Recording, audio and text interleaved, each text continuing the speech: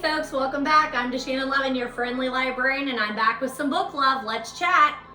Hold the reins. We are not going to do a normal episode of our regular book talks with all of our favorite sections. I am just going to talk to you this episode about some recommended fall and autumn reading and then some that are on my to-be-read list. So let's take a little bit of time and settle into that cozy time of year when we like some spooky reads and maybe some comforting reads and just maybe even some classic reads that we can throw out there that are very seasonal. Happy fall! Today's October 1st, so I'm really glad to finally be sitting down with you and giving you some great reading suggestions.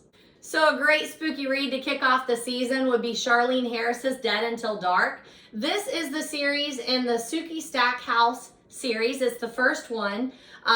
This turned out way differently when they put it onto film, but I really liked this book.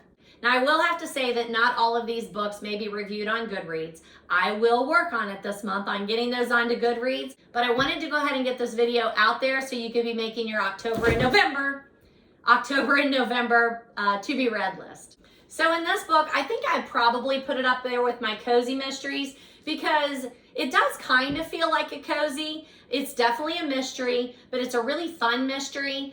It's very witty, fun, and lighthearted. It's not gory. So I think it classifies as a mystery, a cozy mystery read. And I really enjoyed this and I want to continue the series.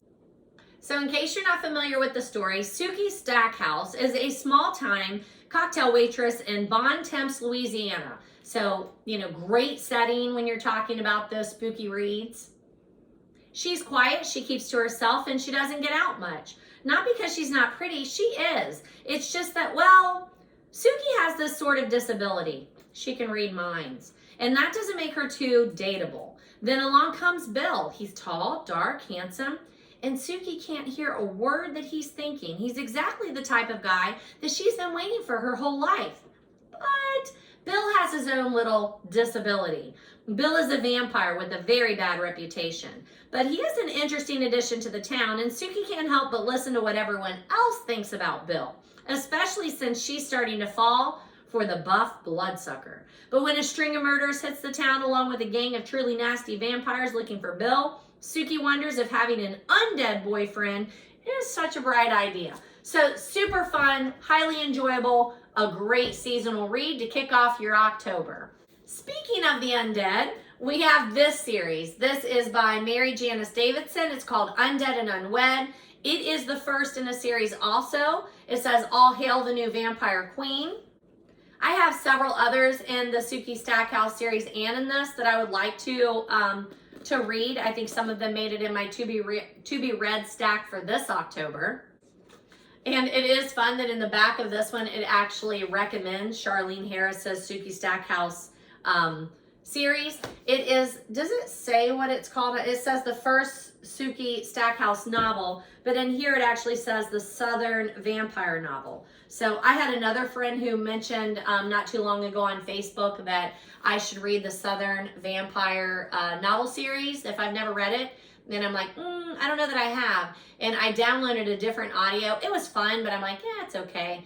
I think this is the one that she was talking about. So I need to continue that series.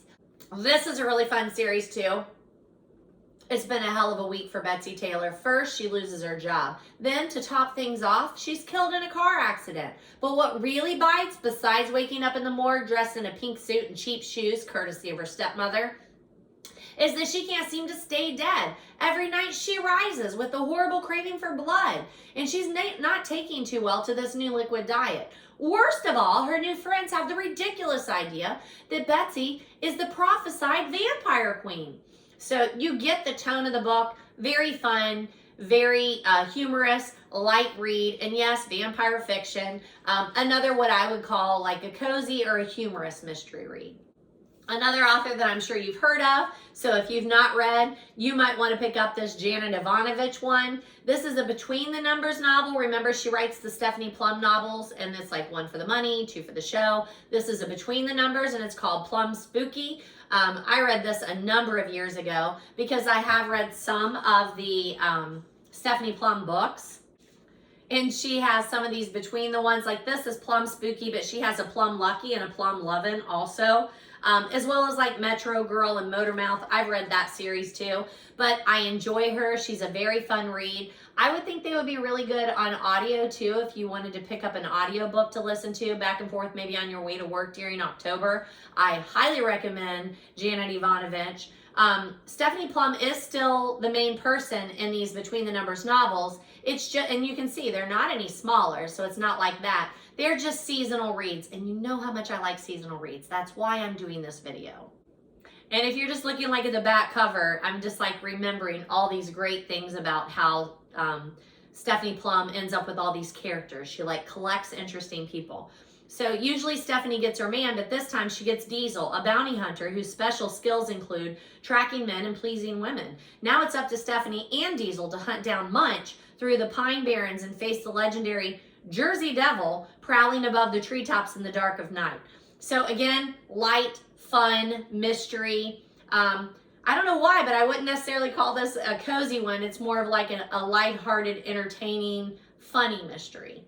A more serious book and a nonfiction pick for your season is Friday Night Lights, A Town, a Team, and a Dream. Now, this is hefty, but you know, I don't often have a book quite like this to recommend to you, and this is so, so good. So a great journalistic journey into Friday Night Lights, small town football. I say small town. This town is way bigger than my little small town, but it's an engrossing story where you find out about the town, the football team, the season, the people that are in the town and how they treat these football players and how that plays in to their destinies from there on out.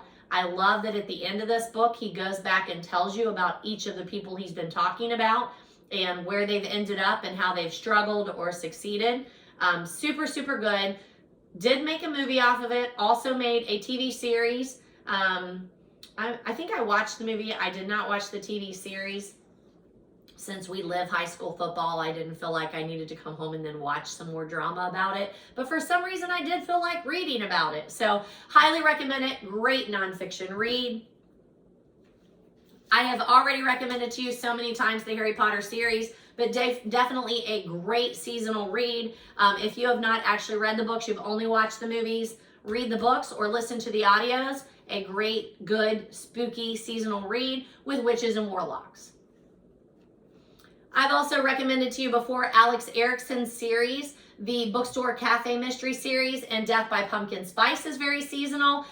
One of the things I love about pulling some of my seasonal reads is putting them on my mantle and making them like the backdrop for decorating the mantle seasonally. And this is a fabulous one. Love the cover. You've got the pumpkin, you've got the cat. You can tell it's a cozy mystery.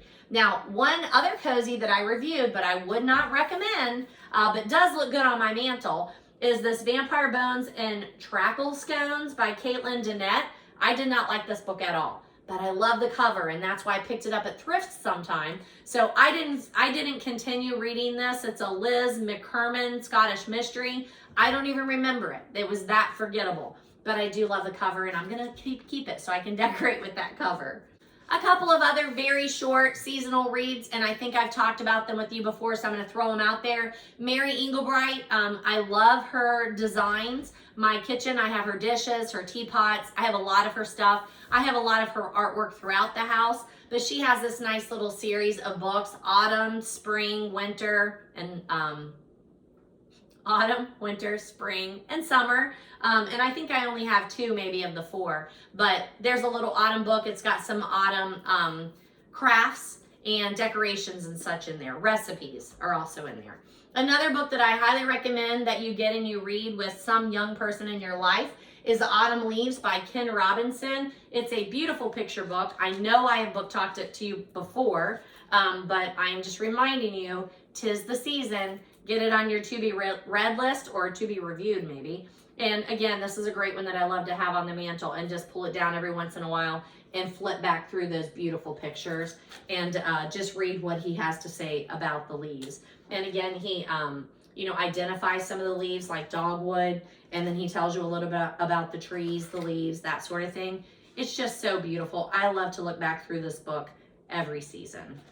I'm sure you thought, really, DaShannon, that's all you could come up with? Absolutely not. I have more stacks down there. I just can't fit everything onto the table.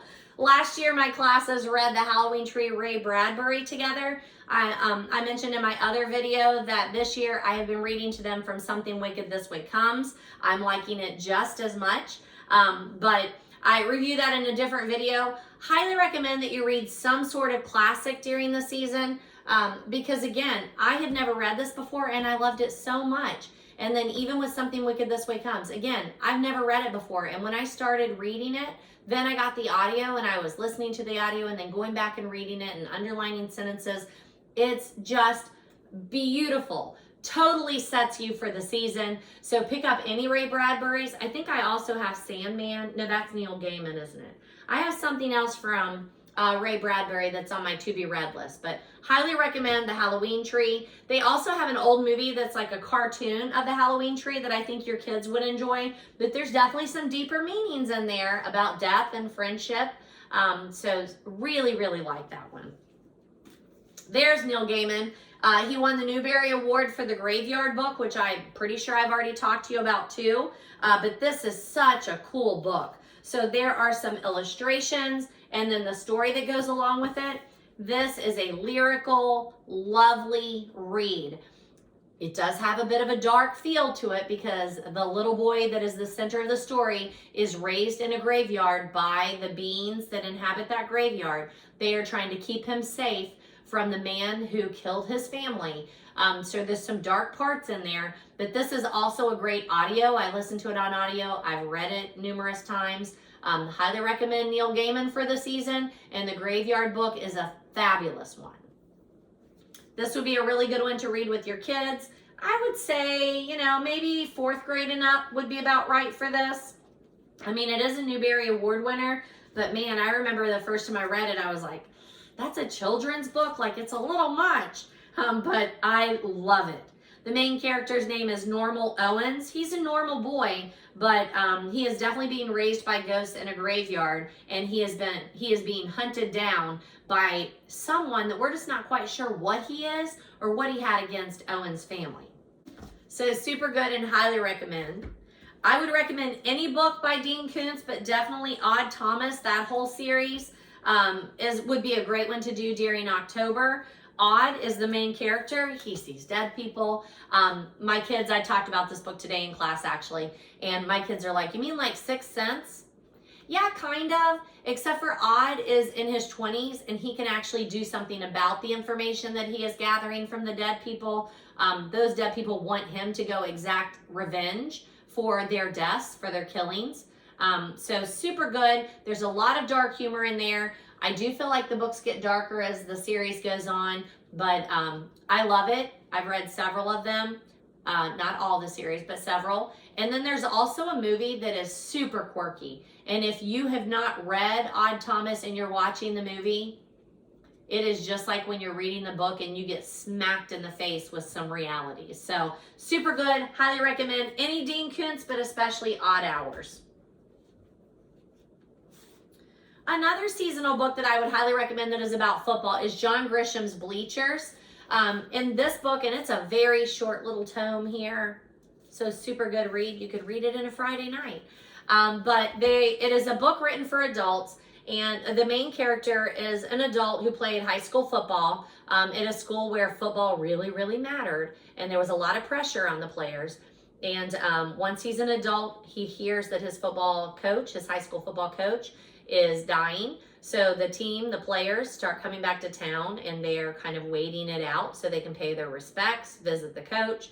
And in the evenings, they go to the bleachers and they sit around and they talk about what happened during that final season in the locker room that nobody will talk about. So they deal with the situation that happened there. They're trying to deal with the passing of someone who meant so much in their life, and also how they are conflicted, how they feel conflicted about someone who meant so much to them but caused them so much pain. So super good read. Not a normal John Grisham. He's another one of those authors that I would read anything that he writes. I've read numerous books by him. Most of his are procedural, like crime books, like they take place in a courtroom surrounding some sort of crime. but this is not, and this is definitely just so good. Highly recommend it. Another, I think, great series that would be fun during this time is Beautiful Creatures. I picked this one up not too long ago, but I've read it a long time ago. Yeah, it's hefty, it is, but it's a page turner. It goes very fast. If you like, on the back it says, if you're a fan of Stephenie Meyer's Twilight or HBO's True Blood, then this is the series for you. True Blood is the one that the Suki Stackhouse books that I was talking about.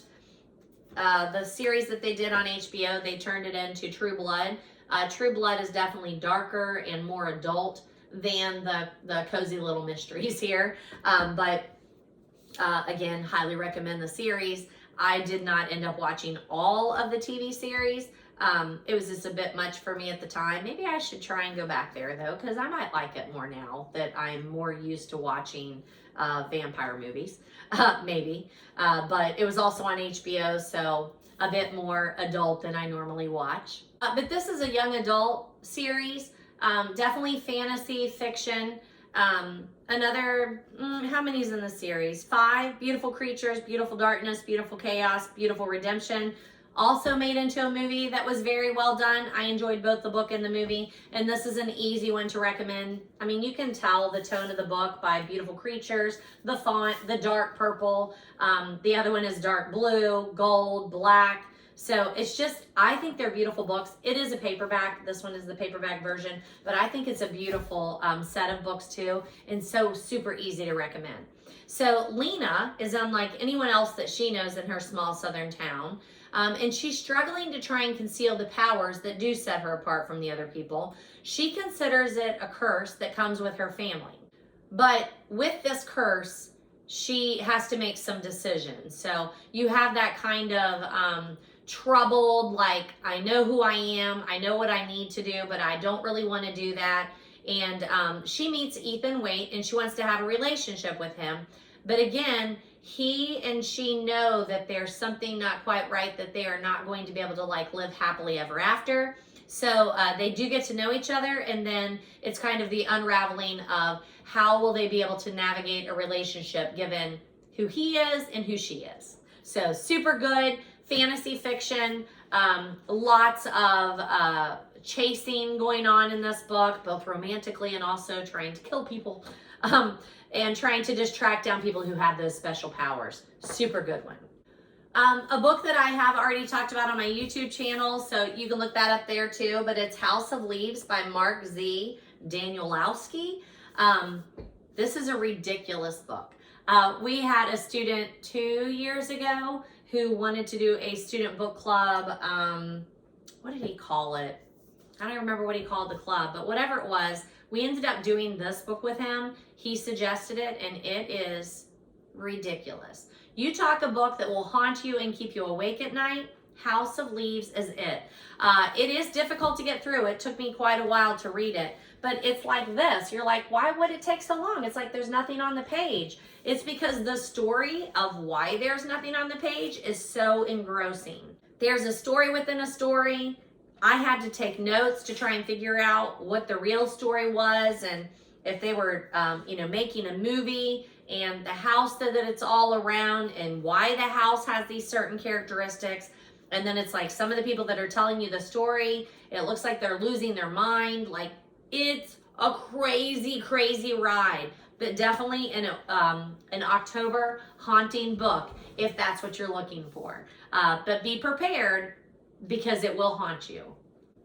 I recommended this series in my room today, the Rotten Ruin, Dust and Decay, Flesh and Bone, Fire and Ash series. If you are a Walking Dead fan and you want something, just kind of a retelling kind of that, but the main character is a young adult male, this is the series for you. Very readable, very high action. You are worried about people all the time. You're wondering, just like when you were watching Walking Dead, you're like, how are they ever going to get out of this? How is the world ever going to turn out okay? I'm not going to tell you, because you need to read this series. Even if you just read just the first one, Rotten Ruin, I think that you will really appreciate how Jonathan Maberry wrote a series, again, about a post-apocalyptic world where the people are trying to make things right. They're trying to make things right for their relatives who've been turned. They're trying to form new communities. They're trying to form new friendships. But remember, when in the world, if there were not police and law enforcement and consequences for people who did bad things, think about how terrible things around you would be. And that is how it is in the world where we are in that post-apocalyptic time where they are not being governed or necessarily facing the consequences of their actions. Super, super good series. Highly recommend Rotten Ruin, especially to anyone who watches The Walking Dead. Anna Lee Huber is an author that I'm pretty sure, an Ohio author. I picked up her books at Cincinnati's Books by the Banks. The first one is The Anatomist Wife. These are super unique. They take place in Scotland back in the 1800s.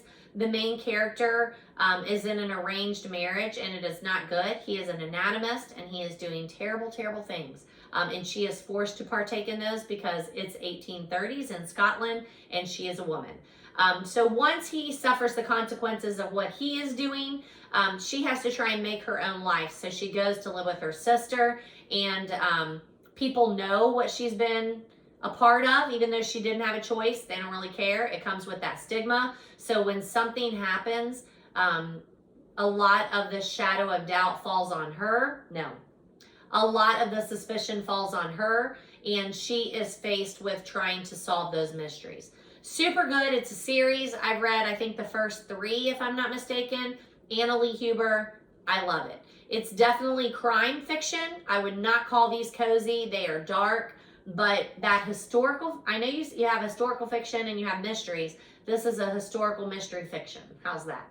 But just super good. I love Lady Darby, and I will read this whole series. You also get a little bit of romance in this, so if you're looking for a little romance tossed in with your seasonal reading, it gets a little steamy in a good way. I love it. I love this series. I wouldn't be recommending fall and Halloween reads if I didn't include Dracula by Bram Stoker. I will admit that this is not the most readable classic though, so if you are not motivated to read Dracula, then you're not going to make it through it. Don't get stuck on this book all month long because you really want to read a classic and you've never read Dracula, and then you sit down, but really you stop sitting down to read because you don't want to read it. I enjoyed it. I'm glad I read it. I think I listened to it and read it both, if I'm not mistaken. But super good classic. Obviously, the Dracula story runs through everything, and it comes up in one of my favorite books of all time, The Historian by Kostova. And that is like a modern weaving of the Dracula story into a modern mystery. So I love that one too. I think I have that one here to talk to you about too. But it wouldn't be a fall reading recommendations if I didn't recommend that you either read or watch the movie of Dracula. Oh, did I just lose followers because I said you could watch the movie? I hope not. Because as I described to my kids today, I know I'm an English teacher, I know I'm a librarian, but sometimes you might want to watch the movie before or after you actually read the book. You will still see the story arc. You will still be able to see the characters. You will see those things that we've talked about, like tone and characterization. And, just all those things that we talk about when we're talking about books, you will see some of those things in also movies and TV shows. Now, I still recommend that you read the books because you're going to get language and sentence structure and grammar and the setting up of how to tell a story. But sometimes you might struggle and you might need to turn to the movie. Or if you really enjoyed the book, there are those adaptations that you can just enjoy the story in another way. I forgot I picked up this lovely edition of Dracula whenever I was in Michigan last year. So look at those red tipped pages. I love that. Beautiful edition. And yes, I already had a copy of Dracula, but I had to pick up another one. And I think I got it at Ollie's and it was like super cheap too. So I don't know that I've actually talked to you about the Twilight series. So again, I'm going to recommend that whole series, books and movies. Now, whereas I can watch Harry Potter or Jurassic Park or some of those books to movie series I could watch them every day of my life and never tire of them. I enjoyed the Twilight books. I looked forward to them coming out, the new installment. I went to the movie theater and watched every movie as soon as it was released, and I enjoyed it, but I don't like to rewatch them, and I've never reread this series.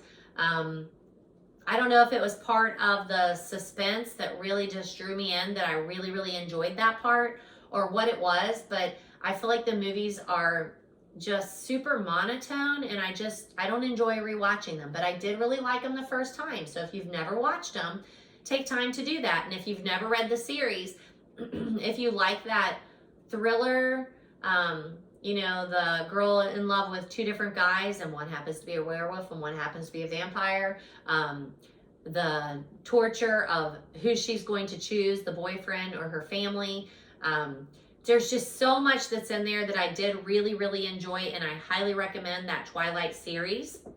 And in addition to this series, there are also some add-ons like the short Second Life of Bree Tanner. Bree Tanner is in the Eclipse novel, but Stephanie Meyer was like, I just haven't had quite enough time to tell her story, so then she wrote this little novella that goes with it. But you do have Twilight, New Moon, Eclipse. I think I'm doing these in the right order. Yes. And then Breaking Dawn, which was massive. But again, I really enjoyed reading all of them. I don't care how long they were. I went to the movie theater and saw every movie. Pretty sure they broke, no pun intended, pretty sure they broke Breaking Dawn into 2 movies. But super, super good. I will never forget being in the theater watching the fight scene, if you know what I'm talking about. And when that happened, thinking, what is happening? This is not how this happens in the book. You can't change that. This is terrible. And then as it plays out, I'm like, oh, that's right. I had forgotten that. So I love that the books came out far enough away from the movies that when the movies came out, I had forgotten a lot of the details of the books. One other book that I have that I think is super cool to add in here is Twilight, the Director's Notebook. And this is the story of how they actually made the movie. So there are a lot of picture stills from them directing the movie and putting it in there. And then the lady who did the directing, Catherine Hardwicke, she puts a lot of her little notes in there and talks about some of the decisions that she was able to make and how to make the movie. You see some of the storyboarding. I really enjoyed that. I thought it was a really good one.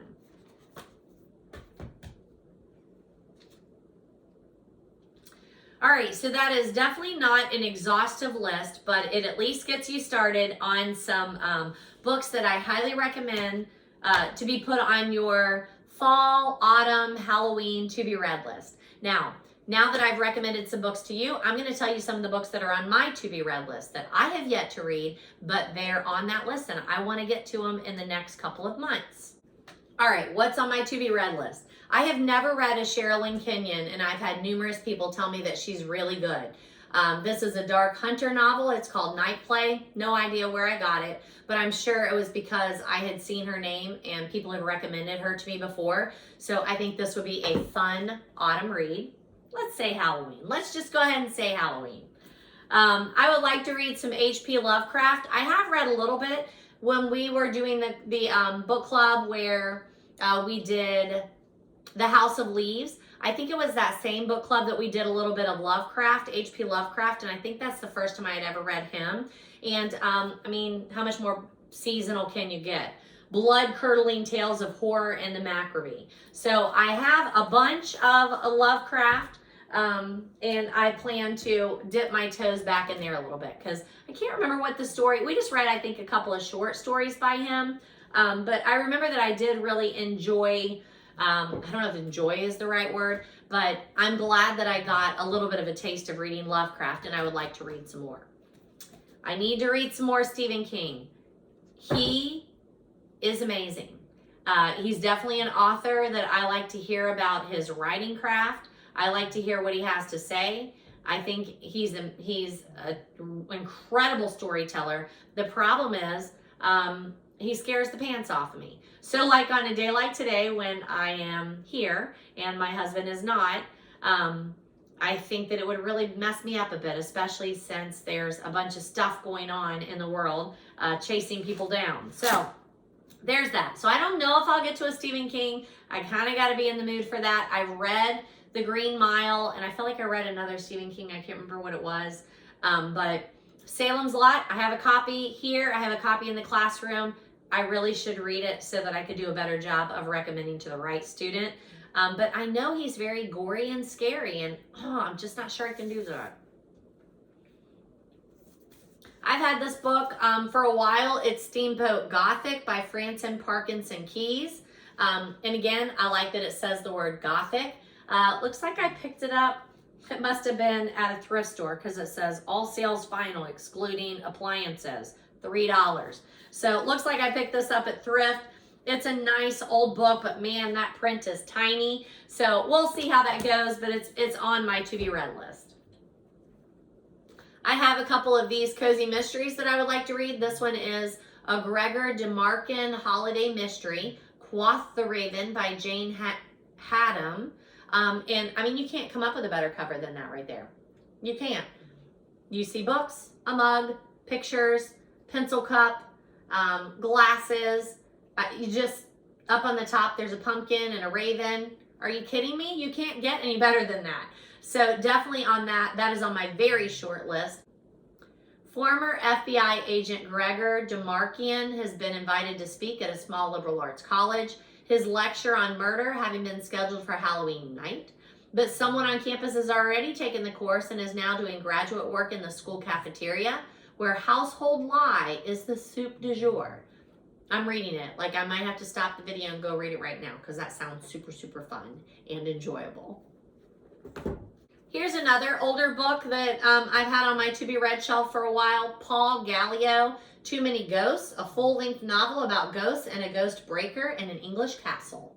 Could you get any better than that? Look at that back. This is a nice vintage book. Again, it looks like I paid 29 cents for it. Big spender. But it is old. Like, it is cracking when I open it. So I need to get this one read, but looks super, super fun. I have Neil Gaiman's Sandman here. The Graveyard Book and Coraline are the other two of his that I've talked about before. This is volume 1, Preludes and Nocturnes, and it is a graphic novel, comic-ish kind of book. Definitely have heard the Sandman story a lot. It's going to be horrific. He scares me, but I think I need to do this one because, again, I think I've got a lot of people who would really appreciate that in the classroom. I borrowed this from my friend Stephanie last year, maybe even the year before, so I am going to finish it. I'm really trying my best to finish borrowed books this year. Probably not going to happen, but this one, I know I can put it on there, and I need to read this before I pick up a new one and start reading. This is called My Best Friend's Exorcism. It's by Grady Hendrix. We got this when we were at Books by the Bank. She bought this one. I bought one by him that was called like the paperback. I don't know. I have it at school, I think. I don't have it here. I'll have to pull it up in another video, but something about paperback horrors or something like that, or the history of paperbacks. But we both bought different books by him, and I started reading this last year, and then I laid it down, so I need to pick it back up. That needs to happen. I'm putting it over here on the short stack. I have a Maggie Sefton cozy mystery. This is not really Halloween, but it looks like it's fallish. It's called Skein of the Crime, having to do with knitting. I know I've read another book by her, another knitting mystery book, if I'm not mistaken. I didn't love it, so I haven't been super motivated to read this one. But I do like them, so I need to pick this one up. It's a good seasonal read to put on my list. I'm just not going to be highly motivated to read it. That sounds terrible, but it is. It's on my list. And it is seasonal because it says fall has come to Fort Connor, Colorado. The cool air has inspired the knitters at the House of Lambspun to start on their own hats and mittens, while one person is inspired to kill. So sounds right up my alley. I just remember that I didn't love the other one. I liked it. I didn't love it. I have a little reference book that I need to look through. It's Identifying Trees. And again, it's a vintage one. I have a copy of that in the classroom too, so I'd like to take a look-see so I could book talk it in the classroom for my people that are a little more science-minded. They might appreciate that. I have this fun little one that is Strange Stories of the Supernatural, 5 Spine-Chilling Tales. I think this would be a good one to read to see if I have some read-alouds maybe for this month. So that one's going on the very short stack. I've never read H.G. Wells' The Island of Dr. Moreau. So again, I would like to read that one. I've also never read Edgar Allan Poe's The Fall of the House of Usher and Other Tales. Let's see what those other tales are. We've read quite a bit of Edgar Allan Poe last year and this year. Actually, looks like I'm going to need to read this and put it on the short list because this has things like The Murders in the Rue Morgue and The Black Cat and The Pit and the Pendulum and The Telltale Heart. So I bet some of these are short enough that, again, I could read them in class or get copies online so that the kids can be reading them and we can pull some lessons out of there. So going on the short stack. There's another H.P. Lovecraft, The Lurking Fear and Other Stories. Other H.P. Lovecrafts. Another Janet Evanovich. This one is Wicked Business, a Lizzie and Diesel novel. So it says Plum and Wicked stickers inside. Really? Stickers? Where's the stickers? I probably took those. Oh, no, I didn't. Look, they're stickers. How fun is that? Janet Evanovich, Wicked, and Janet Evanovich, Plum. Actually, I have a Arctic White coffee mug that I think these might look great on. So might have to try and do that tomorrow. If so, I will show you in an upcoming video. But this looks like a fun one. I love Janet Evanovich. Super fun, easy, and quick read. So definitely on my short stack. I told you I read the first book in this series by Mary Janice Davidson, Undead and Unwed. So this is the second one in the series, I think. I marked it. Yeah, number 2, Undead and Unemployed. So again, I would love to continue this series. I love it. It's fun, light.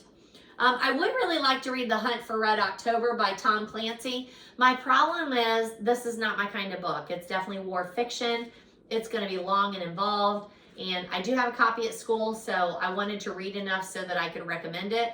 But I know myself, and I will get started reading this, and then I will fall out of interest, and then I won't want to sit down and read because I don't want to read this. But I might try, see how it goes, and then I might DNF it later. But it has definitely been on my list of books I want to read. It has nothing to do with October. I'm pretty sure Red October is the name of the submarine, but that's okay. Still would like to read it this month. And then looks like a couple more here. Definitely on my very short stack is Agatha Christie's Halloween Party. I have a copy of this at school too. I started listening to it, so I might just do this one on audio, but I liked it. When I started hearing it on audio, I was already into it, and I only got to hear a sample because it wasn't available, but I'm pretty sure I saw that it came in on my Libby, so I need to track it down, and then this would be one that I definitely have on my short stack to read this month. Here's that Ray Bradbury one that I was telling you about, Ray Bradbury, The Homecoming. It's a very short illustrated book. I definitely can pull this one down just like one day or one night and read through it. But it says that it is a chilling tale, a haunting yet whimsical tale with beautiful illustrations created especially for this edition by artist Dave McEwen, and it will tingle the spines of readers of all ages. So this might be one that I want to read to my class. Just so that they can hear that language and be read to. I love reading to them, and they seem to like it too, unless they completely have me snowed, which they might. Who's to say? I don't have on my DaShannon's reading list of dates that I've ever actually read The Legend of Sleepy Hollow by Washington Irving, so this is another one that I'm going to have on my short stack because I think we might want to pull some of these out and read a little bit of this month too. And then the last one, it's an advanced reader's copy that I just had laying around here forever, and it's called Ghost Girl. So I think this will be a good one to, again, give it a little read and then throw it in the classroom because I think I will definitely have some people that will be drawn to that cover. So that is my list of recommendations for your fall to be read list, fall, Halloween, autumn. And then also what I'm putting on my to be read list. Let's get those into the screen here real quick. They're all over the place, so there's that.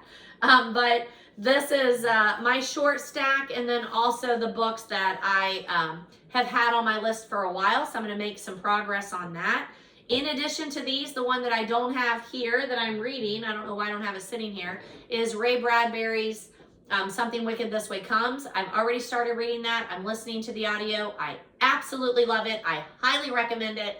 I'm sure it will end up in my next video as books that I have completed. So enjoy, folks. I'm really glad that I finally got to get down here and get my hands into these and give you some seasonal recommendations. I hope you enjoyed this special edition of Autumn, Fall, and Halloween reading. I hope that I've given you some things to put on your to-be read list, and I hope that you have something to say about some of them that are on mine. I'm DaShannon Lovin, your friendly librarian. Enjoy!